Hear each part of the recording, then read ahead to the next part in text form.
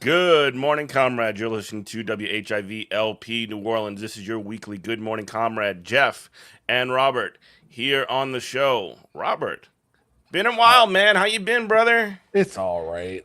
Yeah. The world continues to just go into a downward spiral of nonsense. But yeah, it's okay. What have I been up to? Jesus. Um, I don't know. I've converted to the dark side. I've been using AI to like complete code because I Oh, have all these wow. like weird What are you ideas that coding? weird apps that I want to make, Mm-hmm. and it's like I have barely. I can it's like Hello World is like Mm-hmm. the beginning and the end of my coding. Like Mm-hmm. I tried to do like code camp and all Mm-hmm. that, and I was just like, this sucks. It's hard. I don't even understand any kind of computer language, and that there's like Mhm. 50 of them out there. It all feels like witchcraft. Like I Mhm. don't. I'm like, how did anything ever get done? It's the dark And arts. It's magic. I kind of understand. I understand it from a point of like you didn't have a lot of space back in the Hmm. olden times when Yeah. dinosaurs were roaming the earth, and Yeah. so It's just like ones and zeros. You can actually yeah, know the yeah. ones and But it's zeros. like I feel like we've progressed past that, and maybe Hmm. AI is the progress past that part, to where it's like there's got to be a better way to do this, and so like Hmm. I'm like sloppily coding and then getting Claude to check it, Hmm. Okay. and it's like Claude is I hate to say it, bro. Like I don't hate to say it, it's great. Like this is the ad for Claude, I guess, but like Claude's amazing. Like all these other AI programs are just like boo boo Hmm. compared to like what Claude can do. And the thing I like about Claude, it doesn't placate you. It doesn't Hmm.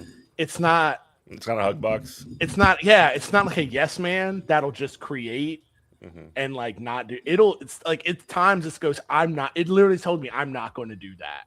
Not because of any kind of safety thing. And it goes, I'm not doing that because I don't think that's what you want. Let's talk about what it said. Let's have a conversation about what you actually want.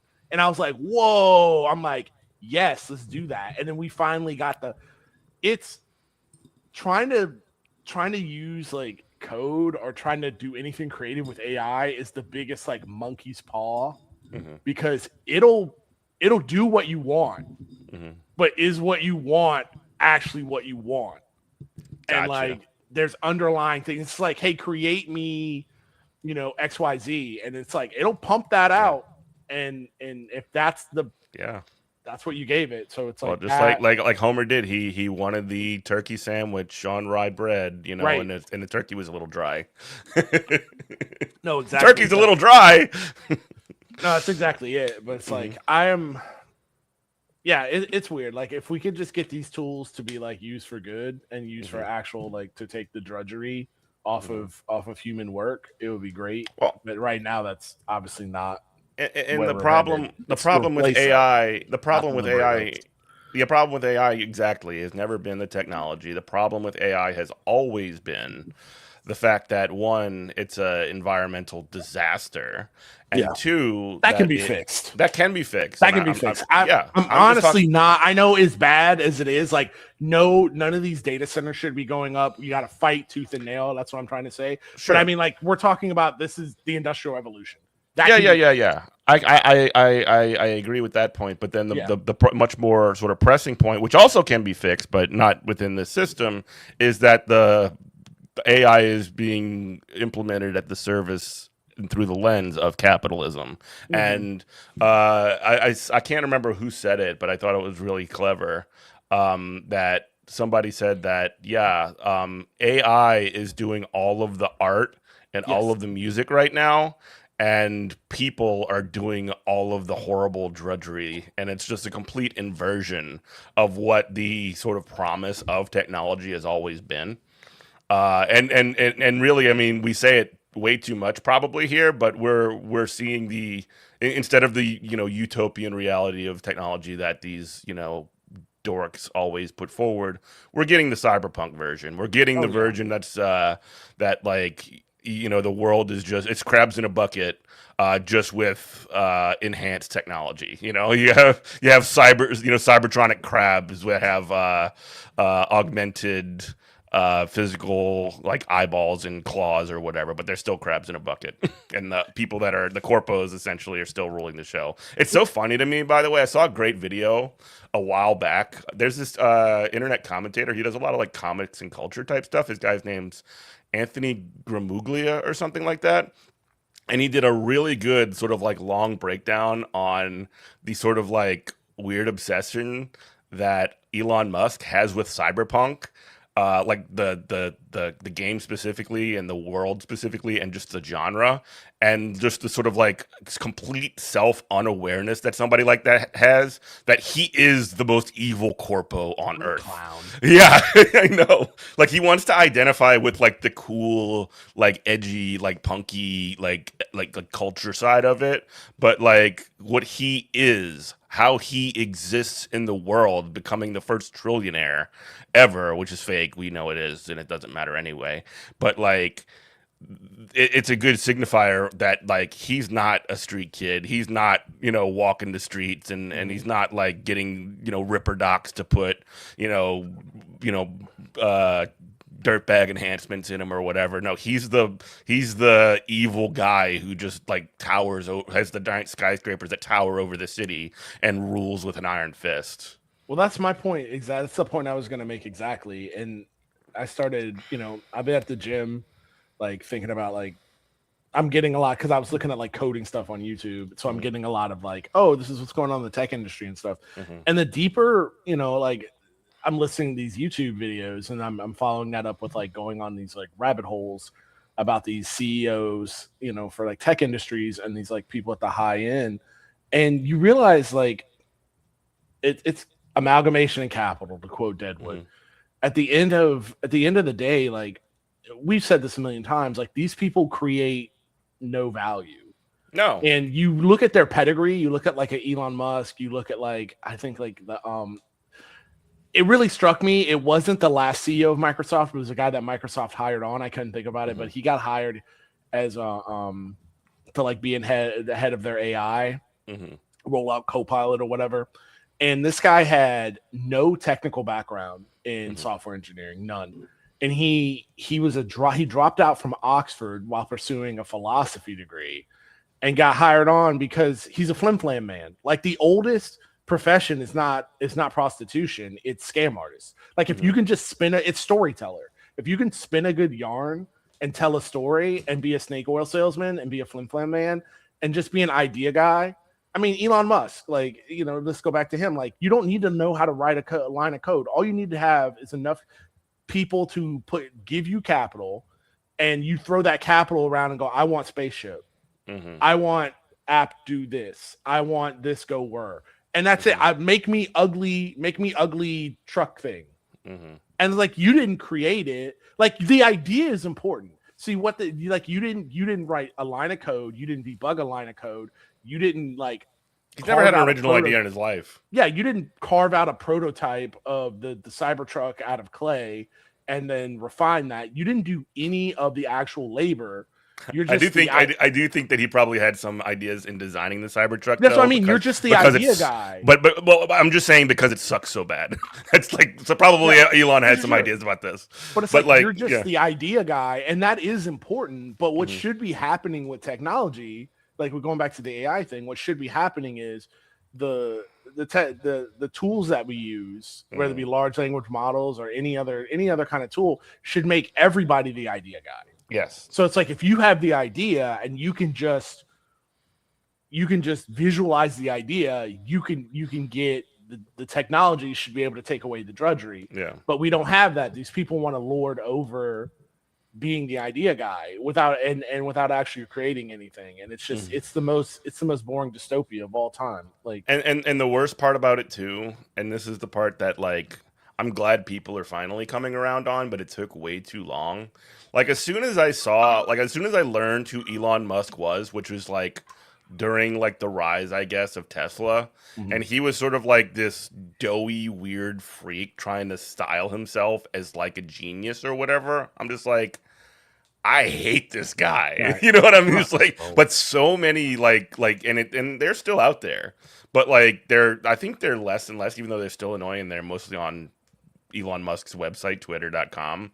But like all of these people who are like, wow, that Elon Musk sure is smart. Sure is And they just turn smart. into a cult. And it just like, if you hear him open his mouth and talk for like half of a second, you can tell that he is a friggin' moron. And you know what? I'm actually glad that, if somebody like him is going to be the first ever trillionaire, he is a perfect representation of the kind of person that this society values, which are just dumb idiots with a lot of money. And Mhm. it's just like, look at what your system produced. Look at what your system venerates, and look at what your system just put at the top of the highest mountain that you could possibly have.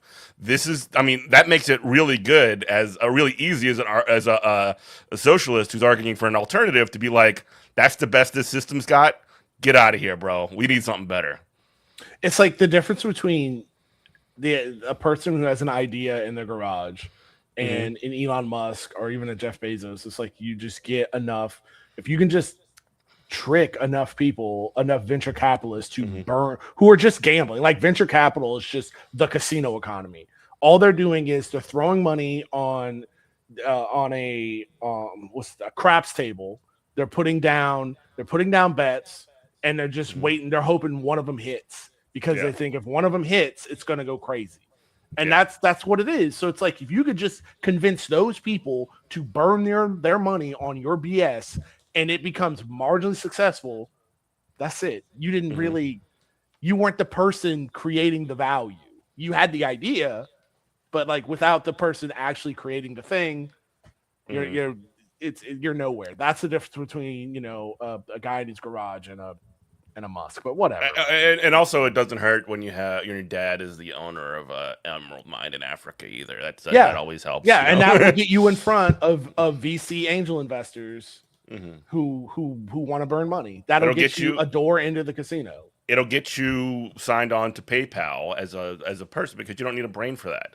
Yeah, It means that you can purchase Tesla. Like Elon Musk didn't found Tesla. no, Somebody else did, and then he buys it and just like, I created this thing, and he just injected the capital into it in a system where people who actually have actual ideas can actually like fund their own work, which would not be capitalism. yeah.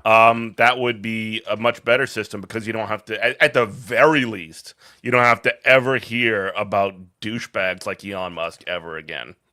It's like no, it's the same. It's the same thing. Like before him, it was everybody. Before everybody worshipped at the altar of Elon Musk. Now they worshipped at the altar of Bill Gates or Steve something. Jobs. Yeah, Well, Steve even Jobs. Bill Gates can at least code.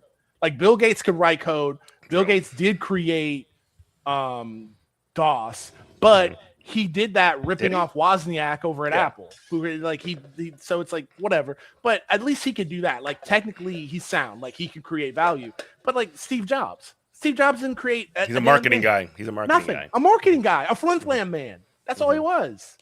It's Hmm. like, and that's fine. That's fine. But don't come at me and Hmm. tell me how smart this guy is. Again, I could be like, can we make a 3D printer that creates gold out of the trash I have lying around the house, and maybe it'll work, and maybe it won't. But Hmm. but like that's just an idea that somebody else had to build, Hmm. and they didn't even do that. If you really look into Apple, all they did was take pieces and features from other things that like other Hmm. technology or other products, and they go, that works. Take that and we'll put that in our ecosystem. Things like Right. the magnetic charger that was off of a not a hot plate, but a rice cooker.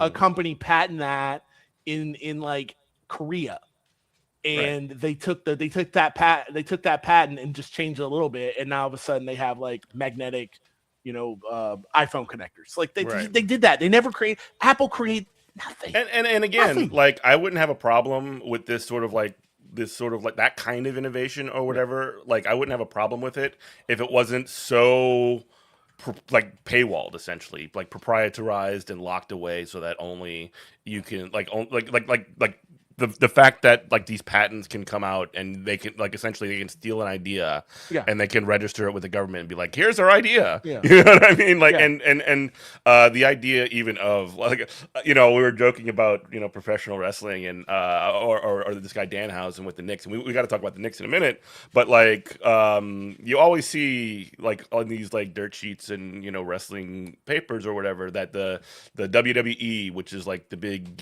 evil apple of professional wrestling, is always registering new trademarks, and they just because Danhausen, this guy who's like doing comedy, I think he's great, but like he always says, I want human monies, give me your human monies or whatever. They just registered a patent or a trademark on human monies, like the phrase human monies. It's like, what the hell, It's so silly. Yeah, I mean, at least Danhausen, like I know he's got his whole gimmick trademarked, like his actual physical. Well, but he's not. That. He himself is not the Death Star. He's just a guy. Yeah, exactly. I mean? But he had to do. But to do that, even when himself. he just had a decent idea, was smart because he couldn't have. I mean, the goal is obviously to get in the WWE. Which but like you just and he's wildly successful now, which God bless him. WWE will try to take your own legal given birth name, like they did Cody Rhodes. Yeah, and not let them use it. Like they'll try that. So it's like, you got to protect yourself when going into business with these scumbags. Yeah, it is what it is. But let's talk about the Knicks. So I did want to. We talked a little bit about this with Kareem from New York City DSA last week. He came and talked about the New York City DSA slate. We talked briefly about it, but I really wanted to talk about. So now in the United States, if you get a socialist mayor, you are going to win some kind of sports championship. It's been proven so far twice already this year when Seattle, who elected Katie Wilson, who some people might argue is not a socialist, but whatever. Then the Seattle Seahawks won the Super Bowl, and now with the Knicks have won their first NBA championship in 53 years, and obviously, like, we're joking a little bit. But like I'm looking at you right now, you're wearing a Mamdani stand shirt, with Knicks colors. At the Knicks championship parade celebration. By the way, shout out to Mitchell Robinson, who is a Chalmette Owl. Hootie hoo. I'm myself in the class of 03. They're throwing a parade for him next Thursday in St. Bernard. You should go. But regardless, I might do that. Regardless. One thing that you can say for sure is that Zoran Mamdani has used the Knicks thing, the situation, to kind of push for a bit of seize on the popularity, because he is sort of like identified broadly. If like you think of Zoran Mamdani, you kind of think like socialism or democratic socialism, and he's connected himself to the Knicks' victory and success. And when you think Zoran at this point, you think win. You know what I'm saying? No, that's what America cares about. Yeah, we were talking about this off air, and it's so silly. Like it's silly. It's silly, but you got to ride that wave. So true. You got to ride that wave. Yeah, I'm not stopping it. I'm like, let it go. But I'm like, oh, this is dumb. But it's dumb. It's dumb in a way like it's America. I expect it. I mean, New Orleans. Are you listening? I'm tired of all these Pelicans getting traded and going winning championships everywhere else. Yeah. But, Alvarado. I thought last. Yeah. So if we got a DSA mayor or a socialist mayor, like Pelicans could win, but the championship. But then like I don't know. You have to balance that here in New Orleans with like Nathan Robinson would be insufferable. Like no. I saw him last night and I was just like, oh yeah, that guy still exists. I forgot about him. But I was like, yeah, he would be insufferable. It would just be, can you imagine he'd have like a sport coat, like a Pelicans themed, like a jacket. velvet crushed velvet, Oh no, it would be too cringe. He's too cringe to be mayor. I can't do it. Anyway, no, it can't. It wouldn't be him. It would have to be like a normal person. That's what I mean. But he would be insufferable. Huh? If we had a socialist mayor, the Pelicans win. Like current affairs would just turn into like Pelicans paper. Yeah. It would just be it would be too much. It would be rough. Can't have it. Yeah, we can't have nice things. No, not New Orleans. Forget that. I will say though that like, and again, part of the sort of class war deal, and I don't even think Zoran kind of asked for this, but like he is also in like a huge fight when it results around this with one of the most hated men in all of New York City, the owner of the Knicks and the owner of the Madison Square Garden, James Dolan, who first of all invited Donald Trump to come sit in his booth to come, honk shoe while he getting booed during the basketball game, I while mean, tickets are costing $10,000 a piece. the Knicks would have swept. The only Mhm. game they lost was because Donald Trump Yeah, messed up the vibe. It was absolute cinema. Like yeah, absolute you cinema. couldn't plan any better than that. But then not only that, but then like trying like essentially like James Dolan being basically like the Grinch and canceling viewing parties outside of Madison Square Garden, which is apparently a very common thing, especially for like Yeah, really big games, and then trying to blame Zoran on it. suspect. Um, Essentially having a public spat, like calling Zoran Mamdani not a Knicks fan on the radio, and we're talking about a guy who is he's a billionaire and he's so petty that he won't even let Charles Oakley into Madison Square Gardens at all because he's like on the banned list. He very Yeah, commonly I bans people remember from that. Madison Square Gardens. And uses facial AI technology to essentially identify people who are banned and get them out. And it's not like they're banned for like causing trouble or cursing or throwing beers or anything. It's just like um, Dolan doesn't like them. He I doesn't remember like the that. fact that, yeah. And it's just like Charles Oakley played for the Knicks years ago. He's a legendary NBA player. I'm pretty sure he's a Hall of Famer. And he can't go and watch a finals game. Like, what the hell? You know what I'm saying? What's his the owner of the Knicks? What's Dolan? What's his background? Because when usually you look into these how they He's a made their rich kid. money, it's like, oh, they pressed children into like juice. It's usually something terrible like that. It's like, oh, we made our money by like demolishing orphanages and then building a Starbucks on top of each one. Like Hmm. the only guy I know, the only one I know, it's like a, I won't even say decent, but like Mark Cuban, I'm okay with him as an owner because the worst thing he did was he benefited from the .com bubble. He's just Hmm. a lucky guy, and then he treats like the Mavericks. If you play for the Mavericks, they're kind of treated like a gladiator. So it's like I can get away with him. He in But the but then stories that but I've read then about Mark Cuban, I uh would if I owned a team, that's how I would own it. I would do it that just like that. But but then who did he still sell his team? scumbag. Who did he sell his team to? Oh, I didn't know he sold his team to Not them. He only sold the not Mavericks. I didn't know that. See, not I'm only not did a he real sell one. his Not a real team, fan. he sold his team to Miriam Adelson. Oh, then whatever. See, I mean, it's all it's if there's no They're all scumbags, yeah, of they're all course. We scumbags. know it. I mean, like, but I get what you're saying. Like, I'm not trying to like own you on the air, but like, Yeah, no, it's just like please. one of I'm those wrong. I'm things where wrong. like this guy is just like, yeah, he's a billionaire. And he no doubt had to step on people. I mean, and let me just vent on him just a second. Yeah, please. You gave him a little shine. I'm gonna look up how he made his money. Dolan. Yeah, it Go ahead. was. He's a rich guy. I mean, his uncle is the owner of the Cleveland Guardians. You know what I'm Mhm. saying? Like it's one of those things where he just kind of comes from a rich Inherit family. generational wealth. Yeah, exactly. Yeah, inherited wealth. That's Yeah. it. So anyway, yeah, you're rich, you're born. He's old money. Cool. But yeah, it's just it is what it is. Dirtbag. Um, so he's just essentially been one of the stories, and this is one of the crazy things that I've like read because I'm kind of obsessed with James Dolan. He is also the frontman of a country band called JD and the Straight Of Shot. course he is. And from what I had heard from some reporting from like years ago, and this is kind of going from memory, he would essentially force staff to attend his Yes. concerts. Yes.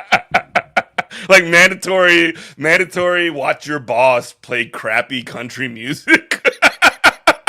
Could you imagine something worse? Like I would probably throw myself off the Empire State Building if The I had to do way that. I don't know. I don't know how much it would have to be close to 7 figures a Mhm. year for me to get. No, I have to get me paid like close to $1 million every year. Can you Not in wear stock options, can cash.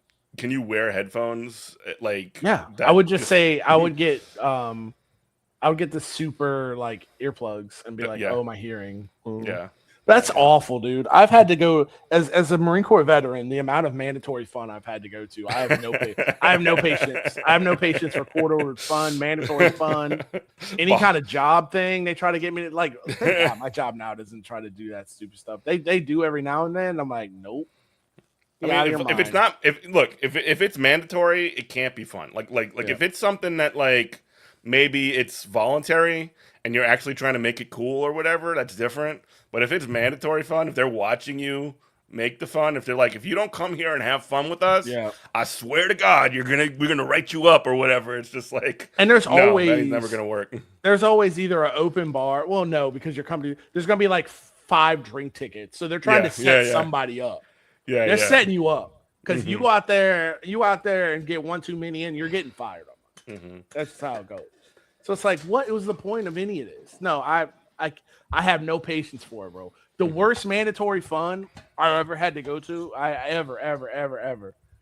This was I was in the Marine Corps. I was stationed in Pensacola. This was on a Saturday morning. They made us dress up in our service Charlies, like the short sleeve Marine Corps uniform. So it's They formal mandatory fun. Yes, they rented. This is all from our CO too, the Hmm. commanding officer Commanding of the officer. of the unit. Rented buses. I don't know where they got this money from. Rented buses drove us 2 hours out to some Civil War battlefield In and like had Virginia? us take the tour. No, in Mississippi. Okay. From Like Shiloh or something? I can't even remember, bro. From Pensacola to Mississippi. Made Mhm. us tour this stupid thing. Made us go at like an interaction. Not interaction, a reenactment. Reenactment. Oh The boy. reenactment. So it's like all the brown and black Marines like clicked off. We're like talking. They had like Buffalo Soldier reenactors, so we're all like Mhm. hanging out with them. They were cool. They were like, "What are y'all gonna watch the De La Hoya fight?" We're like, "Yeah, like cool." They invited us out. We're like, "Well, we got to go back to base, but some of us might come out here later. I don't know, take a 2 hour drive back out there." But and then like there's a photo of me and like black and brown Marines. Like we were in the gift shop and they had all these like Confederate flags, like these little like like you would wave like. We all understood the assignment. It was just like organically, like we grabbed them and then we all took like a group photo, and it's just Oh man. all us standing here in our Marine Corps uniforms with our little Confederate flag, just looking like this. Please, for the love of God, I don't know find where that that photo. picture's at. Just Please going, find that photo. That's so awesome. it's like, what are we doing here? Why are we all here on a Saturday? On a Yeah. Saturday. Oh, my Brother, God. you ruined my whole weekend with this. Straight up. Mandatory fun garbage. I don't know And how it's they- torture. It's straight up torture. Nobody wanted to do this. Marine Corps Family Day. I don't have a family. I'm 19. I'm trying to create a family with this girl I met off base. And I'm here. And I got to come to this. I got to come to a bounce house and like hamburgers on a grill that came out of a frozen pack. Like, Yeah. Like these Bubba Burgers suck. Brother, these aren't leave even me Bubba alone. Burgers. Yeah. No, I hate that guy. Thank you for putting me on game. I hate that guy Yeah. so much. No. Yeah, of course. And again, Madison Square Garden, just to kind of circle back to James Dolan, is one of the few places in New York City that does not pay property taxes because, That's cute. of course. And one other thing too, after like one of the things that Zoran also did, and I know I'm glazing Zoran a lot here, but like I was talking about this with Kareem, but apparently there are like kiosks that are like usually maps and like running news and stuff like that all throughout the city, and the city, New York City, put the Knicks game on these kiosks all throughout the city so anybody can watch it, which is awesome. That's the good side of Cyberpunk. That's so awesome. Yeah, it's sharp. Wow. Yeah. I love that. Man, New York is cool, man. Yeah, Like, I know.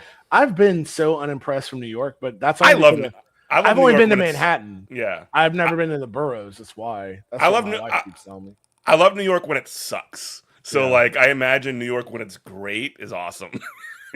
I think that's the thing that like pisses me off about New York City Mhm, is like the time I've been there, it's like this is supposed to be America's crown jewel, right? This mhm, is like the thing that we offer to the world is like this is America, America, America, America. We got New York City, New York City. And I'm like, why does it smell like this? Why is the subway dirty? Why does nothing work? I mean, it's America in a nutshell, yep. but I'm just like, this sucks. Like, as somebody who's I'm not trying to flex, but like Mhm. I've been to Tokyo, I've been to, Flex, big Sydney, dog. Australia, I've been to, Bangkok, Thailand, Mhm, I've been to Dublin. mhm, I'm like, these cities are objectively better, and you're telling me this is the best city in the world. I'm not seeing it. mhm, It surely don't smell and or look like it. Like, mhm. why are we sitting here living like Victorian age, squatters coming out of the workhouse? I don't get this. Probably That's because my we problem with have. America in a nutshell. Well, Third it's world country, Gucci belt. well, yeah, and it's probably because we have inequality and especially robber barons that are so rich that it's puts that Victorian era, the Gilded Age as we call it in America, to absolute shame. It's That's it. the fact that we have a trillionaire, even if it's not real, like the fact that it's even a conceivable reality is just ridiculous. And again, I don't want to be like, oh, democracy or whatever, but like, you think that doesn't have an effect on democracy if that's something you care about. You know Well, what I that's mean? yeah, exactly. That's the thing with the World Cup. It's like you got a lot of these Europeans coming here and be like, "Man, how y'all live like this?" Yeah. And it's like that's what I've been If trying to tell you. which You talking about America, America, America? We've been trying to tell you this. Well, let's talk about the World Cup on the other side of the station. ID, you listen to WHIVLP New Orleans 102.3. This is Good Morning Comrade. So, yeah, Europeans are coming here and they're saying, how can you live like this, America? That is if they're not getting arrested and like deported or Yeah. detained at the border, if like a certain referee did. And I think a number of players did as well, right? And if I was from another country, and like this might be easy for me to say, I would not feel safe coming to America, especially if I wasn't white, I right? mean, no, I look at it another way. I Mm-hmm. was saying this yesterday when I was watching. I was watching Germany almost lose to Ivory Coast. Was that Mm-hmm. like? I think if you're from a developing country Mm-hmm. and you do come here, it makes a lot more sense. You're like, oh yeah, it's like home, and it's like Mm-hmm. for all the people who Yeah. let's say they're listening to WHIV right now, because I think that's where a WHIV listener would say, well, like if you don't like America, you think it's so bad, why don't you go somewhere else? That's not the point. The Mm-hmm. point is it doesn't. I've been somewhere else. So if Mm-hmm. you take me to a developing country, a third world country, a second world country, whatever you want to call it, and it's like it there's trash in the street, there's poverty, it's a shanty town, whatever. I've been there. But like somebody from there can sit me down and say, hey, it's like this because of X, Y, and Z. And it's mostly always America or at Mm-hmm. least or Europe or one of the European countries that tried to take over the world of why their country got like hollowed out like this and why they're trying to like get over it or whatever. They're trying to better themselves. Well, if we're talking about like why are things like this in America, well, that makes no sense. Mm-hmm. So the only sense is because we do have the world's only trillionaire, because we are a capitalist country. That's what makes me mad. It's not Mm-hmm. the actual like poverty. It's not the trash, the poverty, the broken infrastructure. It's that in other countries there's an explanation for it that makes logical sense. Here it makes no sense. Mm-hmm. It's like again going back to my New York thing, why I've never been a fan of New York City. It's like you're telling me this is a financial capital of the world, and it's like this. Then what do we have to strive towards? Then it's Right. like you're letting it be like this on purpose. This is a collective choice. Mm-hmm. If somebody's like, I don't know, I guess the analogy I'm trying to say is if you're Michael Phelps and you're swimming, right? Like a guy's like, hey, I'm swimming, I'm doing my best, I'm and swimming here. somebody cut off one of my legs, and I'm doing the best I can swimming. I'm like, okay, I can understand that. I can understand that completely. Maybe we can get you a Cyberpunk what leg. the cyberpunk leg, whatever, a prosthesis. and make that swim time a little better. Okay, cool. Like I understand why it's like this. But if Michael Phelps is just like, I don't want to swim, and that's why my swim time is bad. And it's like, then you just suck. Mm-hmm. Like my swim time is bad because I'm not trying.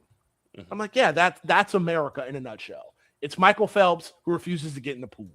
Mm-hmm. That's probably a way crazier analogy, but like, well, it just makes me so angry. I will say this though, like, you know, you say that like the subway system is dirty and it sucks.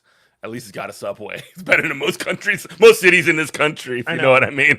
Yeah, sure. But the only reason it has that, I mean, think about if New York City, okay, like they built a subway, you know, back in the olden day where it was like, and that's why it stayed the same. Yeah. You know, it hasn't been updated. They built it back in the olden day when we government funded projects like that. If New York City didn't have a subway now, can you imagine in your head? I don't think there'd be a push to build one. I think it would just be like add another car lane, add a 12th lane to the Big Apple bypass. And again, if you compare like the United States, like or the even Grand Central Station, which is fairly nice, like it's one of the good stations, but if you compare that to like the Moscow Metro, it looks like a cathedral compared to the Grand Central Station. North Korean train station. Go put that in your YouTube search. See what that comes up with. Yeah. And it's like you can't hide it anymore. You can't hide it how just I don't know what else to say, how just disgusting the infrastructure in this country is. Well, infrastructure is not a priority. No. You know what is a priority is making the people that are wealthy in this country wealthier, and also war with Iran, war with wherever. Even if Donald Trump is going to let's even just grant him whatever good faith and say like he actually wants to stop this war in Iran, if for no other reason to save his own legacy and popularity or whatever. But it doesn't really matter if the United States is just going to let Israel do whatever it wants, bomb Lebanon like never-endingly. I mean, again, like they have this deal that just went through a couple of days ago. Israel immediately decides, like, hey, we're just going to bomb Lebanon. We don't give a crap. And, we're closing this. And then Iran responds logically by closing the Strait of Hormuz again. So here we are. They're so smart. Iran is just, they're just outclassed us. Like, they're flexing. 100%. And it's not even... Because it's not a military victory. It's like they won because they control the resources that America can't control. That's what it is. They know the terrain. What more can you do? To circle back to why Americans don't understand soccer is the same reason why we don't understand as a whole how we've lost in Iran. Like you try to talk to your coworker and they'll be like, we killed all these people. Like, what do you mean? We destroyed XYZ. I'm like, no, dog, we were holding an L. Like our win condition is not the same. What country was I thinking of? Let me see here. Well, there's a reason. Oh, there's a reason that Donald Trump wanted to unfreeze the $300 million of assets for Iran as essentially a reparation. It's their own money, by the way, but as essentially a reparation for the war that the United States started. Even though he's saying we destroyed their Air Force, we destroyed their anti-air, we destroyed their Navy, all this other stuff. Right. Okay, let's assume all that stuff's true. Then if that's the case, then why are you essentially paying off Iran $300 million, taking worse deals, concessions than Obama's JCPOA from prior to even from the Trump first administration? Like, it's because you got your butt whipped so bad, and they essentially said, hey, we got this straight that we can control. We can control 20% of the world's oil. We can control fertilizer, which is going to really impact your agriculture economy. And so, like, bomb all day, kill more, Iranian civilians than you ever can. We're not opening the strait. We're not going to do it. I found it so I can I can close my soccer analogy. It's like yesterday I was watching Ecuador and Curacao, right? Mm-hmm. And they played to a 0-0 tie. So when that game ended, when it was full time and the game's over, Ecuadorian players literally had to be picked up off the field by their man. The manager had to come out and be like, "Y'all get up. It's gonna be okay." Guys were crying. They're on suicide watch. Mm-hmm. Where the Curacao guys, you would have thought they won the World Cup. Mm-hmm. Their win conditions were not the same. Mm-hmm. They understood who they were going in. The United States win condition was to completely take over that country. And whatever happens after that, whatever. They wanted that country to completely collapse. Iran's win condition was just to survive, like Curacao. Now that Iran is now playing with house money because they've already satisfied their win condition, and they've taken control of the Strait of Hormuz, something they did not have before. There is no other time in history where a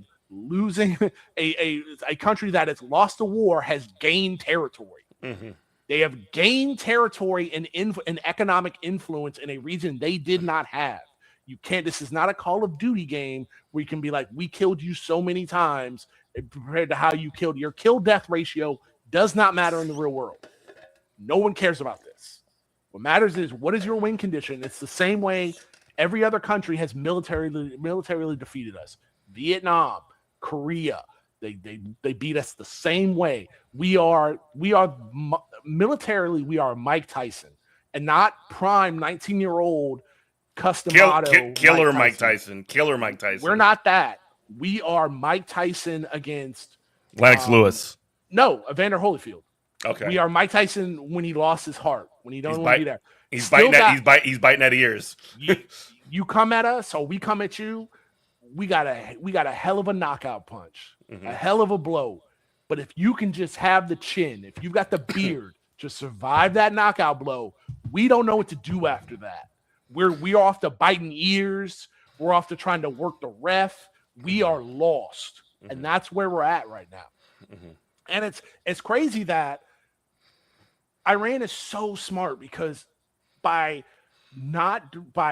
honestly, when Israel, by not including Israel in the deal, by saying the United States will pull out of Lebanon, they're communicating very plainly that you are Israel and Israel is you. You have control over the situation. We are going directly to the manager. We're not dealing with the guy at the front desk. We want to speak. Iran said, "I want to speak to the manager," and the manager is the United States. Yeah, we're going to him. We're going to him and saying, "Come get your dog." Yeah, stop it. And they're saying, I expected, honestly, because everybody knew, every leftist, anybody who follows this knows Israel was never going to stop bombing Lebanon, never going to stop killing in Lebanon. So what I expected to happen was for Iran to come back and be like, okay, peace deal's on. You got 1 week, 2 weeks, a month to rein in your dog, America, or we'll do something. Iran stood on business immediately and said, you know what to do. And instead of just striking Israel so they can't be put in this box and be like, oh, these crazy, they just want to like murder Israelis and they want to just bomb us. They go, fine. Mad Max, Thunderdome, embargo on. Yeah. Close the strait. We're done. We don't even, and they said this is just the first step. The next steps will take when and where we choose, but this is the first step. And it's just so smart. So now you're not getting into military engagements with Israel or the United States, and you're putting pressure on the manager. You're not 1-2 two-piecing ballistic missiles into Haifa and Tel Aviv. You're going directly to where it matters. Call off your dog or no more oil. And Donald Trump, because he's stupid and is running his mouth, just saying stuff, literally said, we have 4 more weeks of oil and the strategic reserve is gone. He said that. Zoran Mandami didn't say that. Robert Johnson didn't say that. Mao Zedong didn't say that. Donald Trump said that. If we said that on this show, we would get so much crap. Yeah, he said that. So is he lying? Who's telling the truth then? JD Pondon is at it again, baby. Yeah. Well, the other thing too, and I think that there's 2 other components to this. One is the way that Israel tries to do Western propaganda on this, which is crazy. Like they're invading Lebanon. They're killing, dozens of people. I think it was like 55 over the past several days, and they're like posting on their accounts and all their like press releases or whatever. Oh, Iraqi. I'm sorry, 4 Israeli soldiers were brutally murdered by Iranian force, and it's just like Where? yeah, in Where was Lebanon. that? In Lebanon. What were they doing there? Yeah. Oh, it's like saying a home invader was brutally murdered by Right. the guy who had to wake up in the middle of the night and grab his shotgun and put 12 gates through his gut. Yeah. And then the other thing, and again, this is where opportunity for like left candidates and left people who want to take over any part of like the electoral sphere or whatever can look at these Democrats and being like remember prior to any of this stuff when Chuck Schumer is cutting videos about Taco Trump no side deals with Iran. They're doing the same stuff, and they're essentially coming out and they're saying, hey, what are you doing with this deal with Iran? We want to stop this end to the war. So, like, classic Democrats are just like coming up and essentially framing Trump as the peaceful dove again after he started a war of aggression with Iran. It's like that is the kind of stuff, like that is the reason that the Democrats are still, after all this stuff, polling lower than Republicans.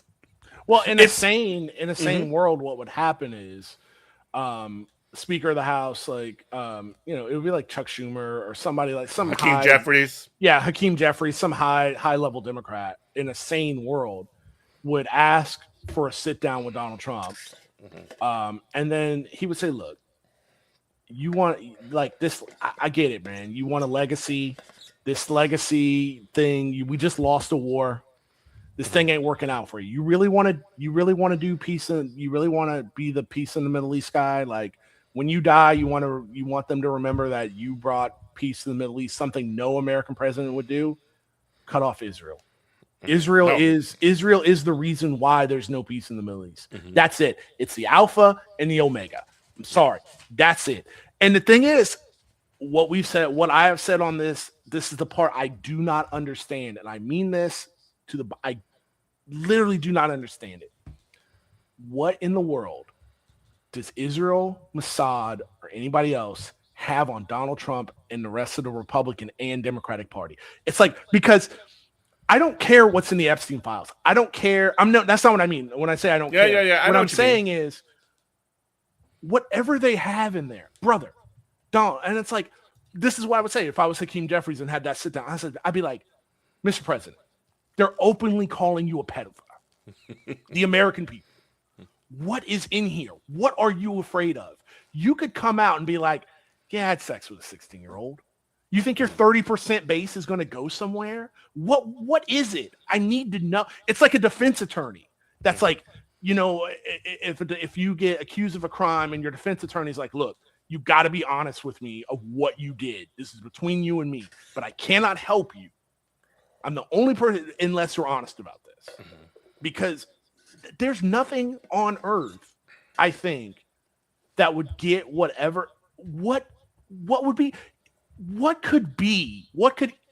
kind of leverage could their intelligence agencies have over, or any, I can't even imagine that would make these people stick with them for so long.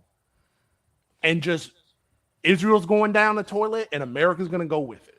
It sort of doesn't matter, though, right? It kind of doesn't matter, just from the perspective of like the establishment, Republicans and Democrats, just sort of like try to say that the United States supports Israel like it's a force of nature, like it's gravity or something.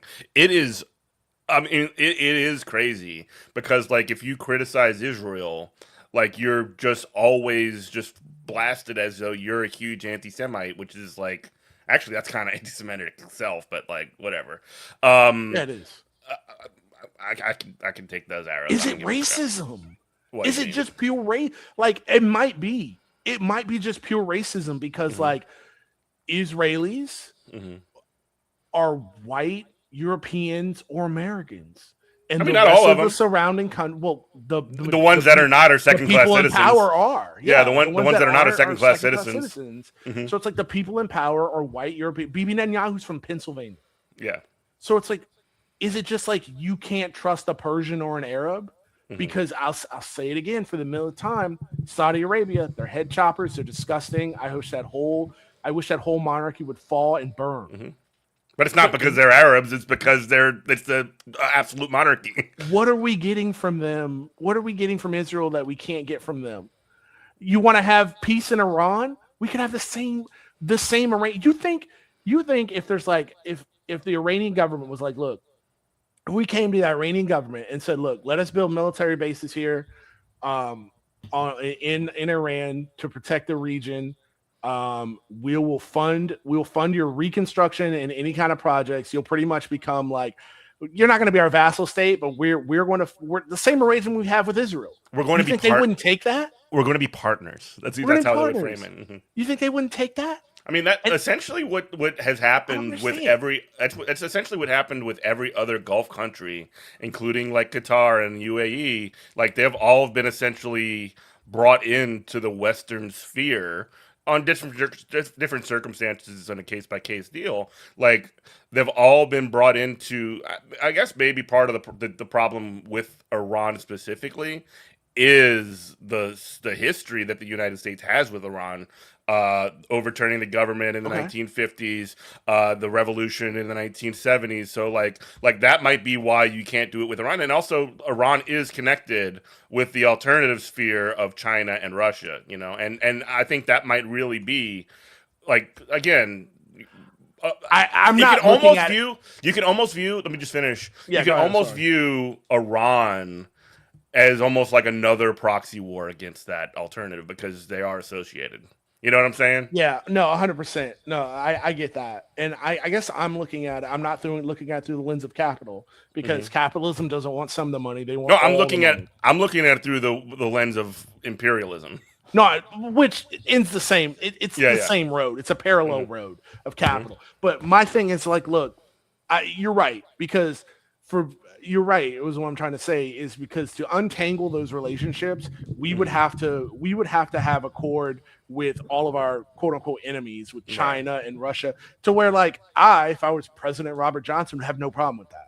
I'd be like, Yes. look, we can all make some money. Let's Yeah. all get the. I'd be like, bro, let's get this bag. Let's Let's sing get some this money. kumbaya. Let's get it. And but like we don't want that. We want it Hmm. all. We have Yeah. to have it all. I mean, And that can never be.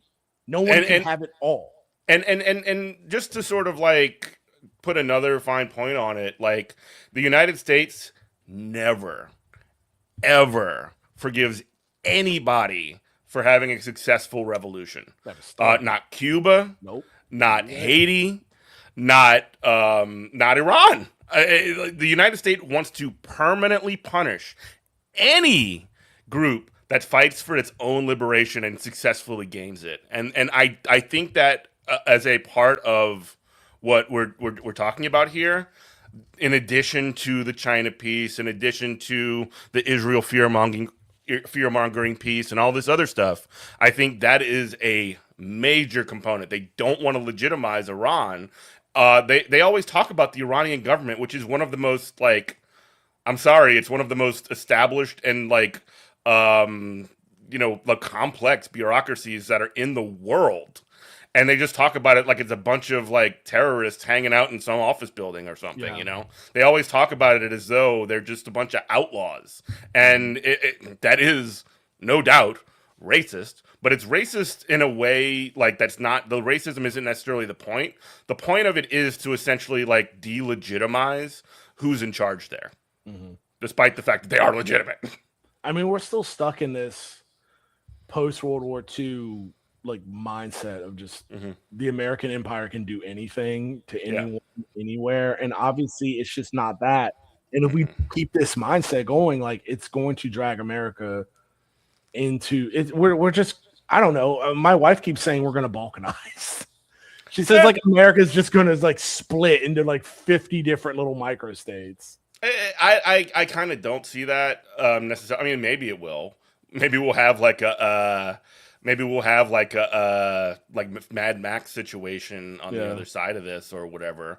But like, I'm more of the mind that uh, I think I think global destruction is more likely than Mad Max, or maybe if the balkanization happens, it becomes after like a global like calamity like that. But I think more likely there is just, and maybe this won't even happen in our lifetime. Maybe it will. There will be like the world championship match with China at some Yeah. point. It's got to happen. I mean, the solution in the Middle East to me, like, is very easy, but because of a combination of racism, capital, and Yeah. just American The things we've been hubris, describing this entire time. Yeah. yeah, are just. I guess it can never be because I mean, the solution to me, for me, and tell me, it's opium. It's never going to happen. But I mean, it would just be, look, we say to Israel, this thing's over. Mhm. We tried it, you tried it, we tried it. It's done with. And then you go to the Middle East countries and you say, this thing we have with Israel is done. We're pulling out all of our resources from there. But what this does mean is you're not gonna, including you have a chat with Hezbollah, Hamas.